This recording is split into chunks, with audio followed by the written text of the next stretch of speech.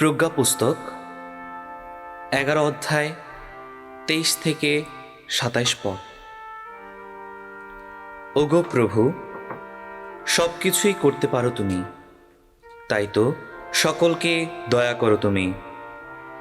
মানুষের পাপ দেখেও দেখো না, যাতে তারা মন ফিরিয়ে অনুতপ্ত হয়। বিশ্বজগতে যা কিছু রয়েছে সবই তো ভালোবাসো তুমি। যা তুমি সৃষ্টি করেছ তার কোনো কিছুই ঘৃণা করো না তুমি।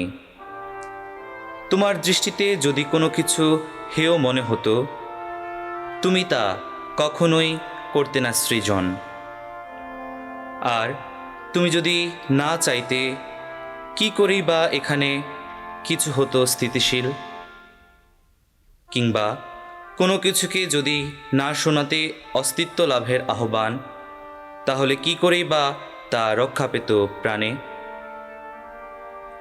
কিন্তু এখানে সব কিছুই যে তোমারই, তাই সব কিছুই বাঁচিয়ে রাখো তুমি।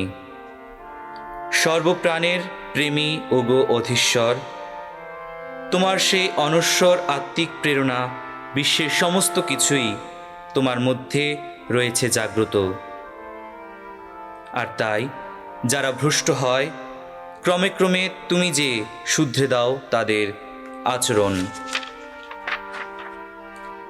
কিসে পাপ করেছে তারা, সেই কথা মনে করিয়ে দিয়ে তাদের সতর্কবাণী শুনিয়ে থাকো তুমি, যাতে তারা অন্যায়ের পথ ছেড়ে প্রভু তোমারই উপর রাখতে পারে সমস্ত ভরসা।